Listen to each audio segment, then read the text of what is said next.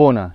Azi vom face o partidă de pescuit pe Balta 1 de la Rădești, unde vă vom prezenta noile produse din gama Top Method Feeder de la Haldorado. În partida de astăzi, peștii vizați vor fi crapul, amurul și eventual carasul. Haideți să începem!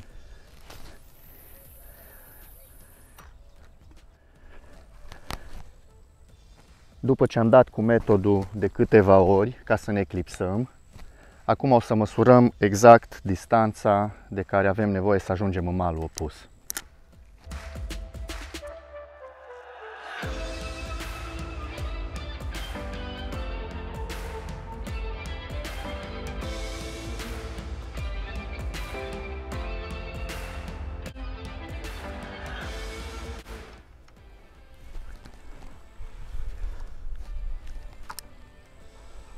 Bățul de nădit, în general, îl clipsăm cu 1-2 metri mai în spate decât bățul cu care vom pescui.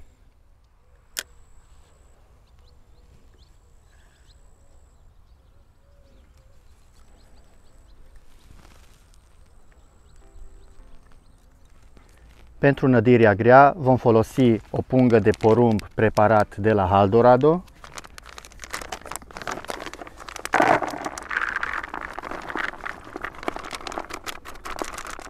Ca să lipim semințele să le putem folosi la nădirea grea, peste semințe vom presăra o pungă de white bomb.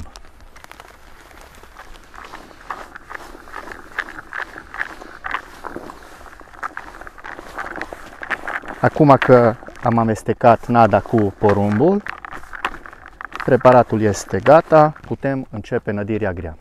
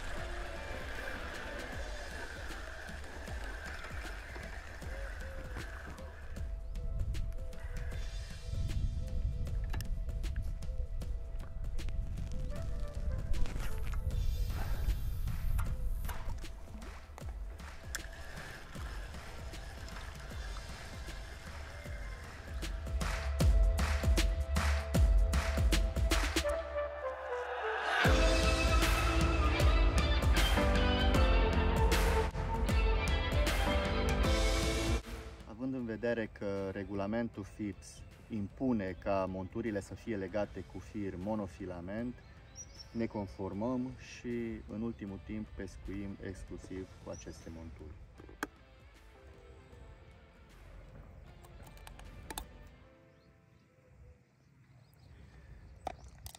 Vom începe cu momiala de amur. După cum vedeți, sunt două mărimi. Unele sunt cilindrice, altele rotunde.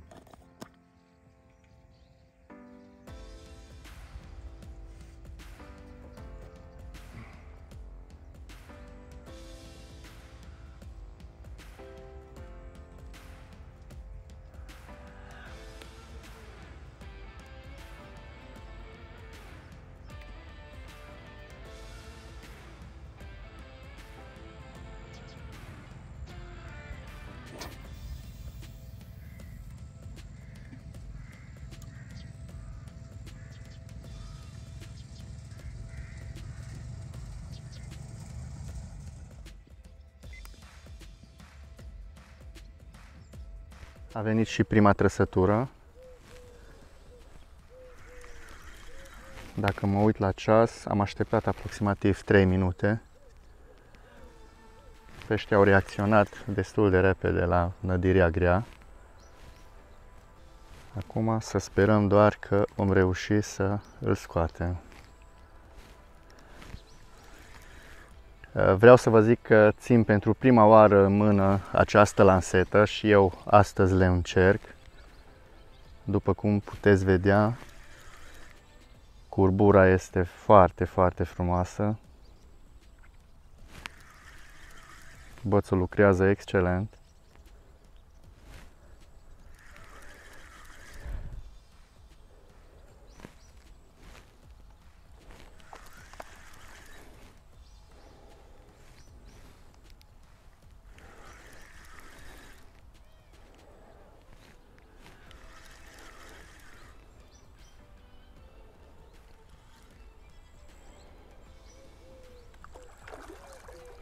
Avem o oglindă.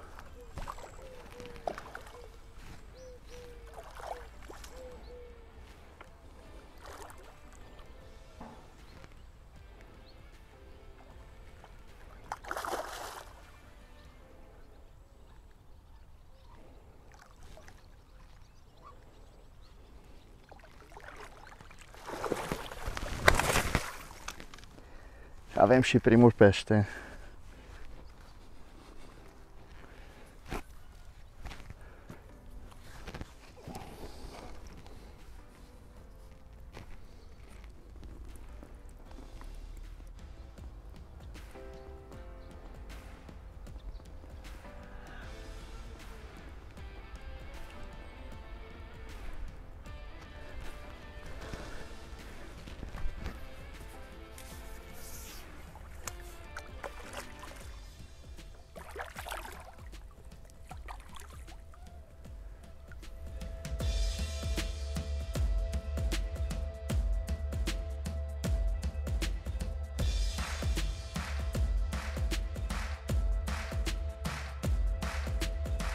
Acum o să vă prezint modul de preparare a năzii White Bomb.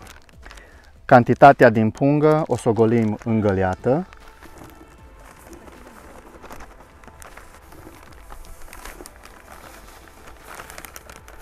Și peste această cantitate vom goli exact 350 de ml de apă. Deci toată cantitatea de apă am pus-o peste nadă. Deci prima dată s-ar părea că nada este prea moale. Dar o să vedeți, peste 10 minute, nada va fi perfectă pentru pescuit. Presăm bine în lateral și peste 10 minute revenim cu sitarea.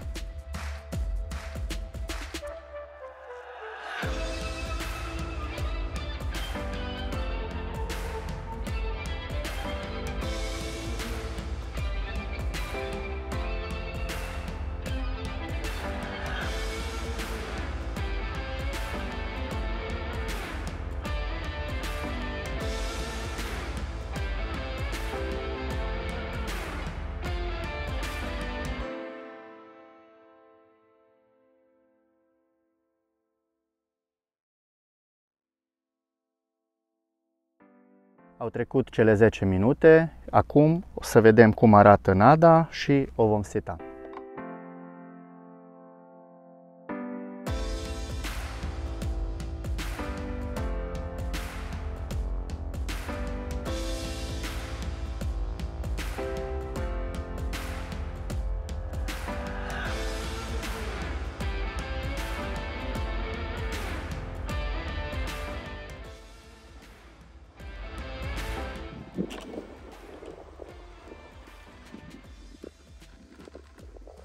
Uitați rezultatul final.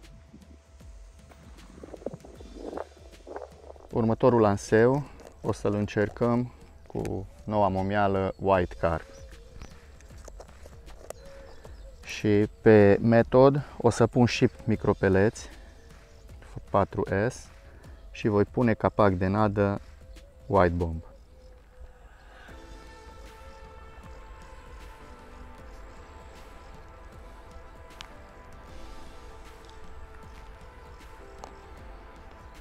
După cum vedeți, prima dată umplu metodul cu presa mică, după aceea o să pun nada în presa mare.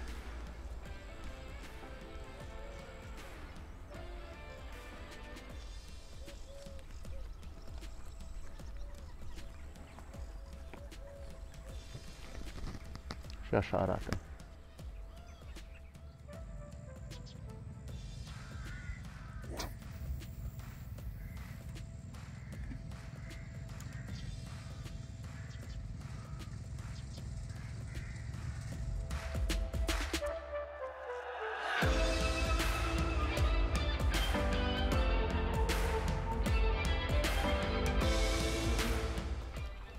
Am avut o trăsătură foarte violentă.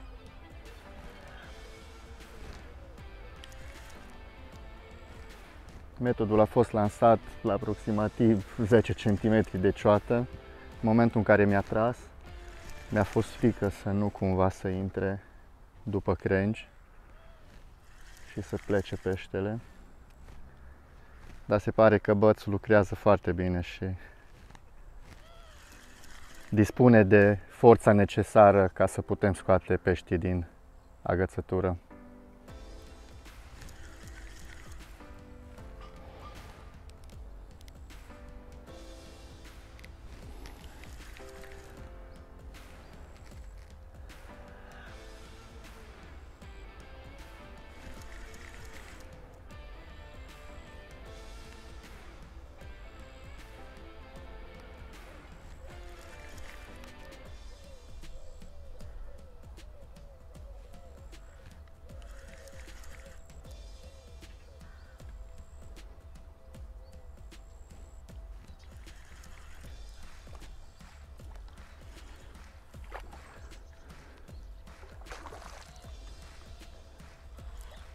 Avem o nouă oglindă. Se pare că oglinzilor de pe Balta 1 le place white carp în combinație cu white bone.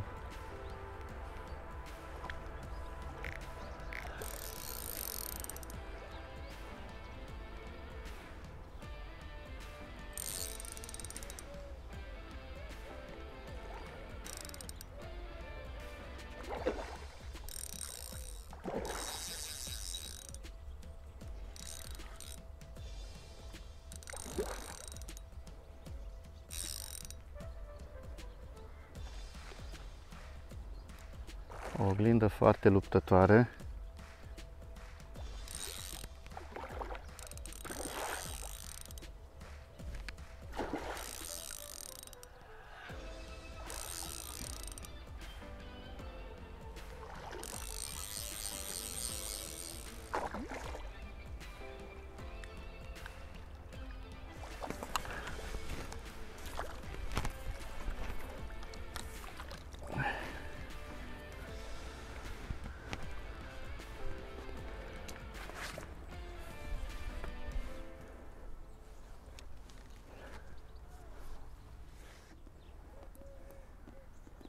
O nouă oglindă superbă. Înainte să eliberăm peștele, va trebui să îl tratăm pentru că are gura rănită. Îl vom trata cu Dr. Blue de la Haldorado.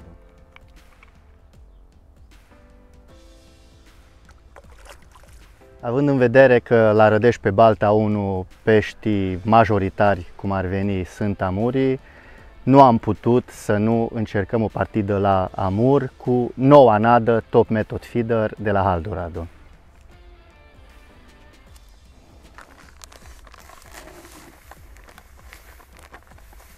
La nada Top Method Feeder amur, apa o vom adăuga treptat până când va ajunge la consistența pe care o dorim.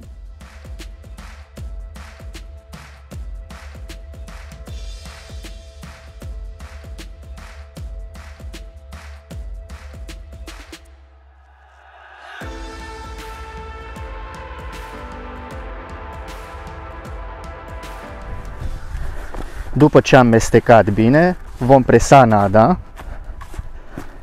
și peste 10 minute o vom sita.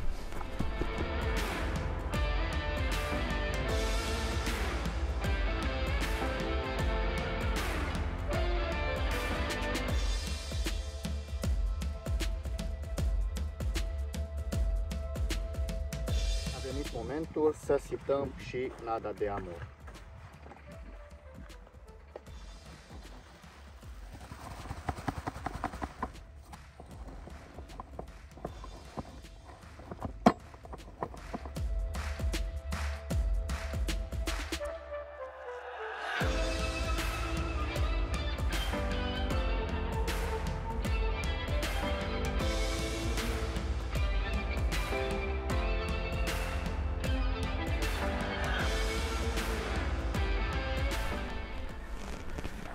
Acum vom pune un wafters de amur.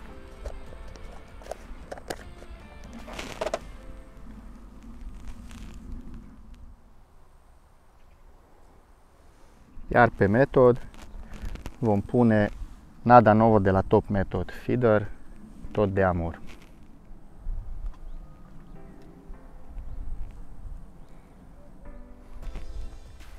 Pentru o mai bună atracție vom folosi gelul amur.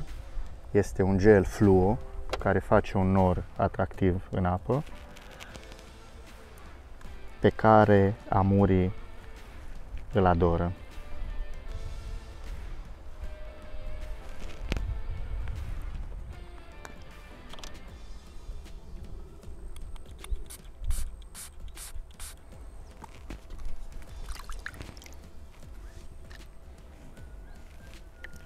Se vede.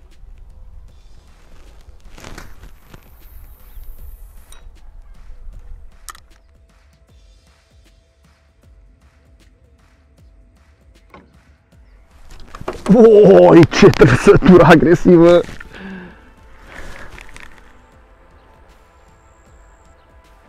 E amur.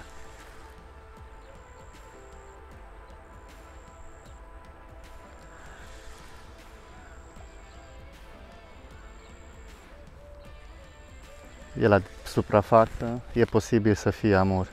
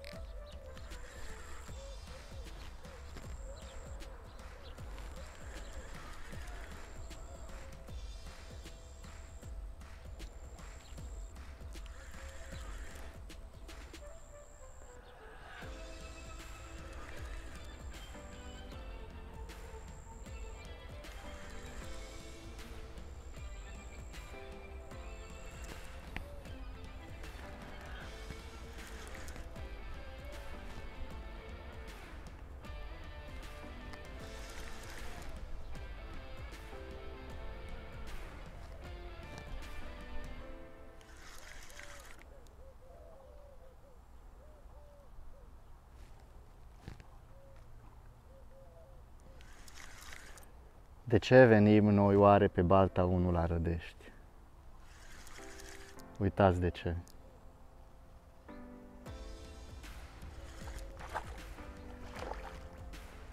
Pentru acești submarini.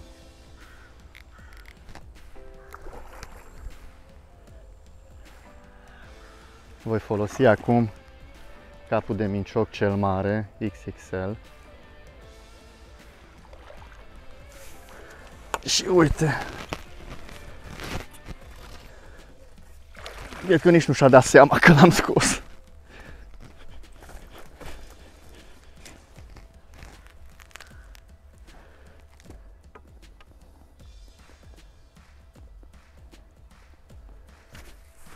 E foarte indicat ca amurii, mai ales în momentul în care vrem să-i eliberăm, să-i ducem cu capul de minciog, pentru că dacă un pește la mărimea acestui amur, dacă cade pe jos, ne putem lua la revedere de la el.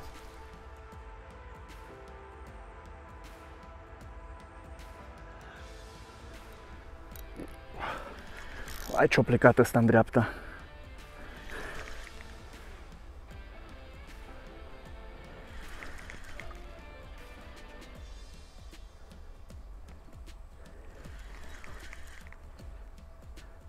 Cum am schimbat pe nada de amur, deja e al doilea consecutiv în 10 minute maxim.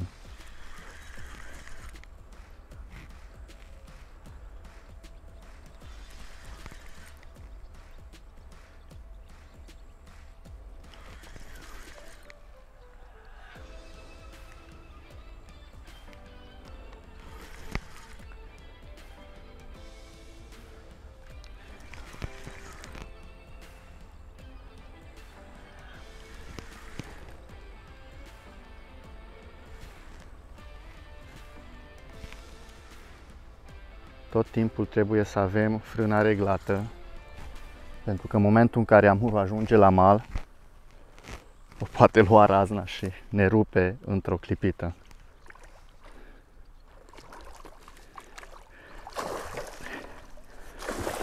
Uitați la el, uitați la el! Sare din minciug.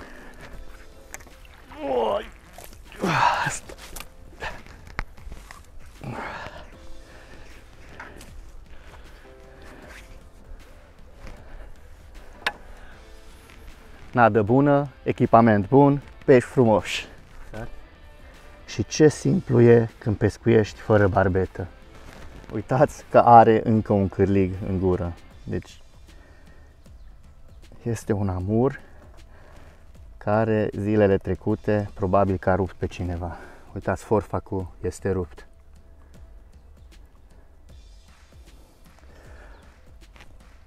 Un amur de 1,20 m.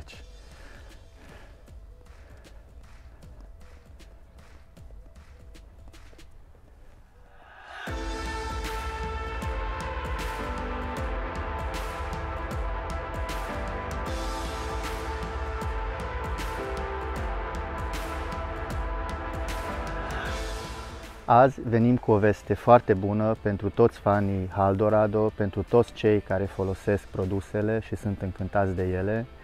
Gama Top Method Feeder vine în premieră în România cu 3 noi sortimente, atât de nadă cât și momeli și aditivi lichizi. Cele 3 noi sortimente Top Method Feeder sunt White Bomb, o nadă albă cerealieră, noua nadă Amur și noua nadă Caras. Toate nadele Haldorado sunt concepute după cerințele și exigența lui Döme Gabor de a avea la îndemână o gamă de nadă ușor de folosit, dar care să-și facă treaba și în condiții dificile, cum ar fi concursurile de feeder și, bineînțeles, și în partidele de plăcere. Aceste mixuri au fost concepute în ideea de atracție maximă, fiind suficient chiar și o cantitate mică de nadă pentru un pescuit reușit. În completarea gamei de nade Top Method Feeder, din acest an vom avea și noile wafters-uri Top Method Feeder Wafter. Aceste momeli sunt foarte atractive pentru toți peștii vizați, aceștia pot fi amuri, crapi sau carași. Aceste momeli pot fi atașate cârligului, atât pe spin cât și pe bandă, fără ca montura să fie ridicată în totalitate de pe substrat.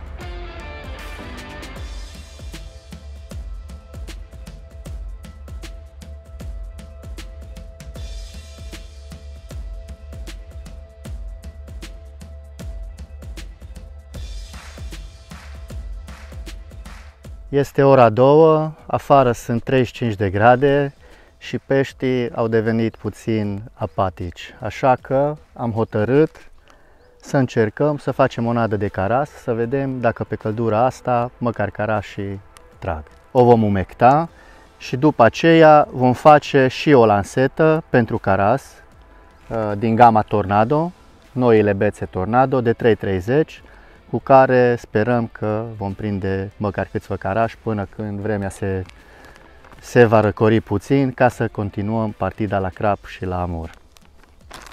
Având în vedere că nada Caras Top Method Feeder este foarte aromată, nu vom umecta decât o jumătate de pungă, pentru că la caras ne trebuie să nădim foarte mult. Dacă sunt carași în zonă, cu siguranță vor răspunde automat.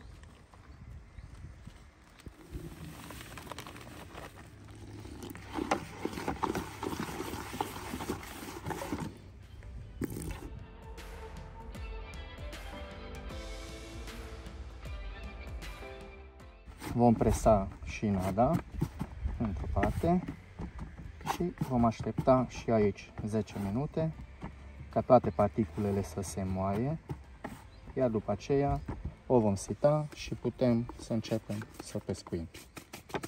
Lanseta cu care vom pescui la caras este noua lansetă Tornado Power Carp de 330 medium, 15-60 de grame, la care vom atașa mulineta Power Fighter de 5000, iar pe aceasta vom pune un firm Camu Blue.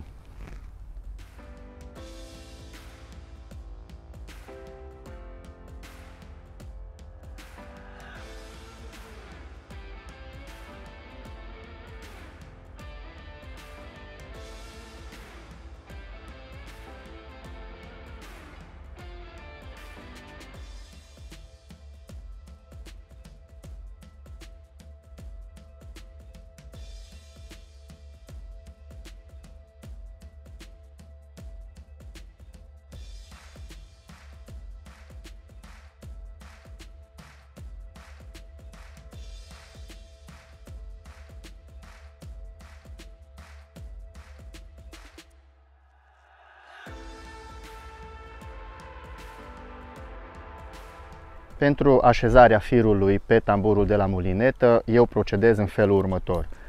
Bag tamburul într-o găleată cu apă, bag firele prin inele și după aceea voi mulina până se umple tamburul.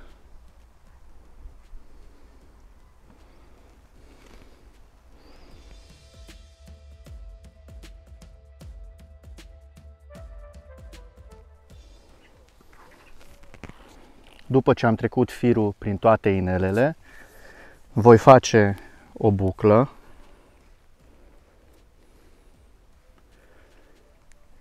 Eu în general fac nodul în 8.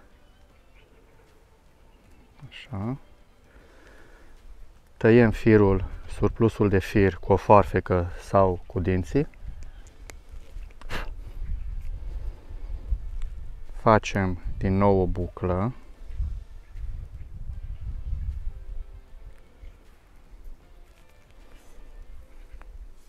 Uitați așa. Și o să punem bucla aceasta pe tamburul de la mulinetă. În pick-up-ul punem firul și strângem. Nodul pe care l-am făcut îl punem în partea de jos a tamburului. Închidem pick-up-ul și începem să mulinăm.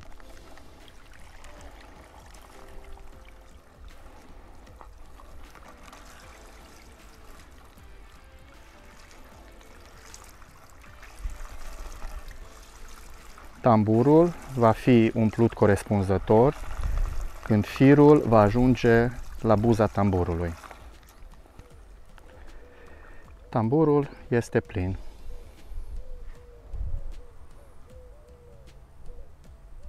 Lanseta am terminat-o de făcut, montura e pregătită, mai avem doar de sitat nada de caras.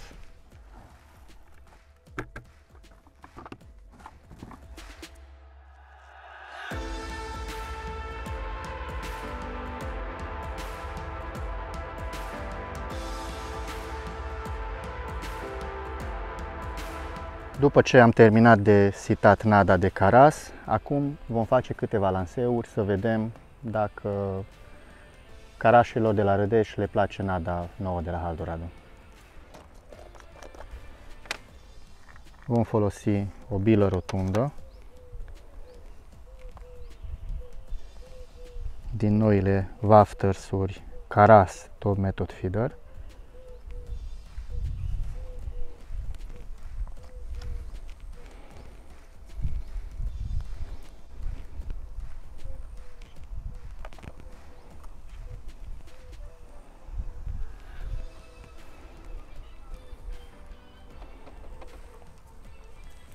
O să adaug și puțin gel, fiind primul lanseu, ca tracția să fie mai mare.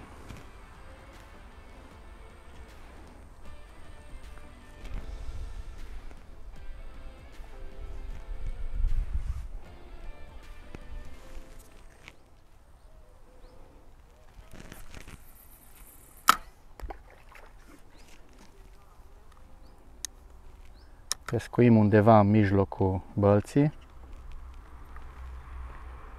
O să mă clipsez ca să lansăm de fiecare dată în același loc și sperăm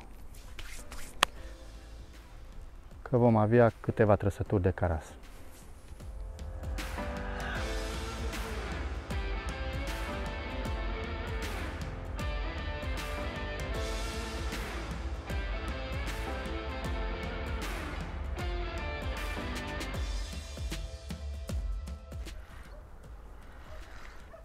Și avem și prima trăsătură de caras.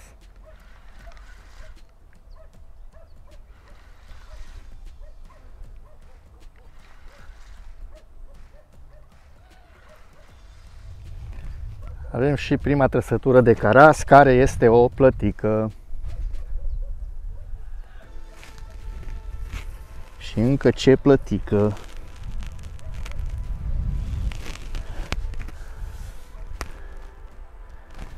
Uitați, are în gură și momeala de caras.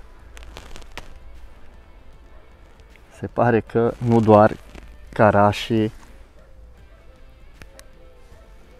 adoră această momeală.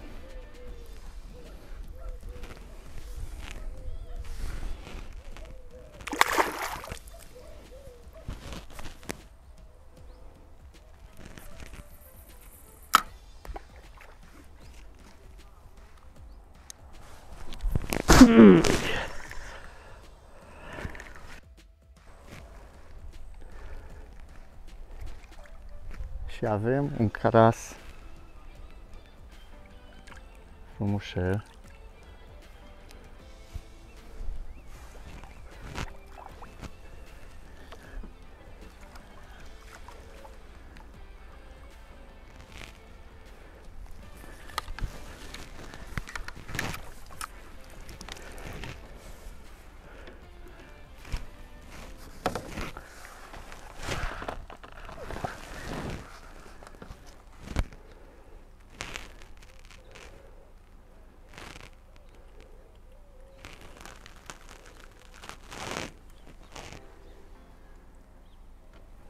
Uitați.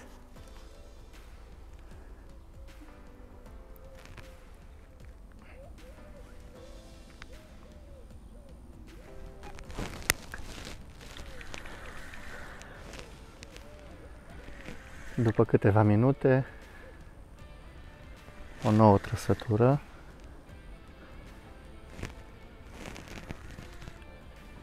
Să vedem dacă va fi caras.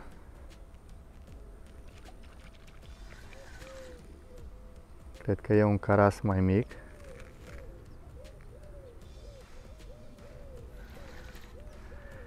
Important e că chiar dacă nu am făcut foarte multă nadă, carașii s-au mufat până la urmă.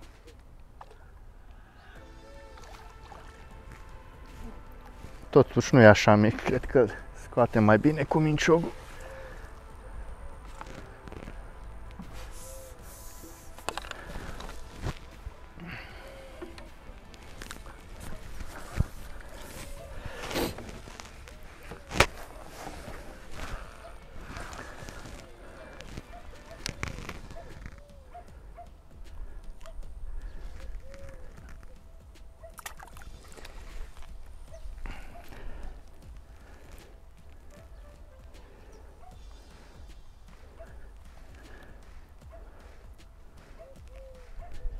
Și acum să le liberăm.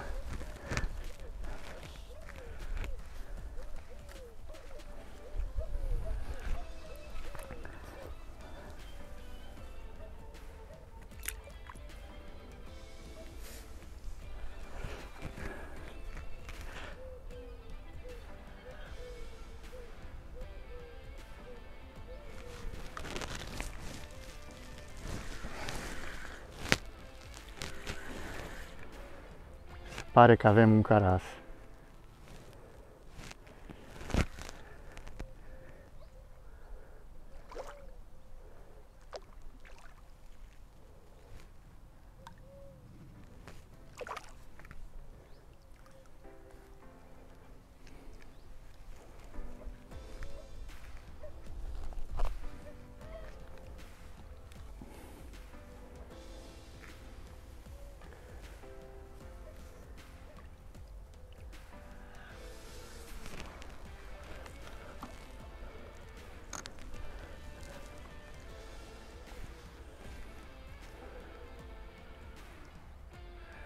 După câteva ore de căldură sufocantă, iată că soarele nu ne mai deranjează chiar așa tare și vom încerca din nou să dăm după amur și după crab.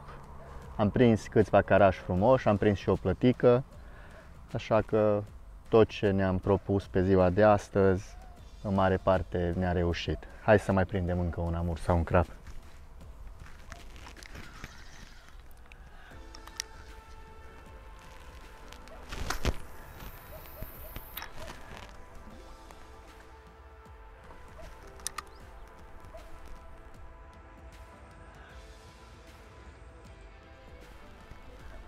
Haide, îl pot scoate.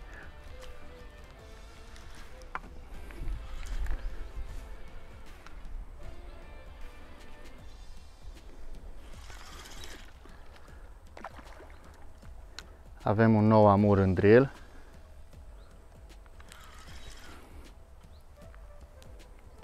Vine mai ușor.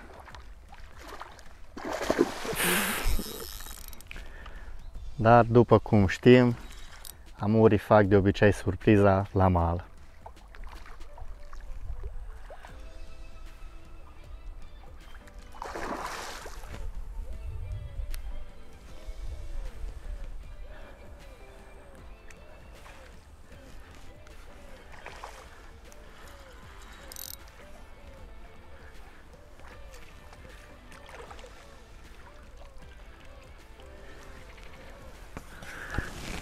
Și l-am luat.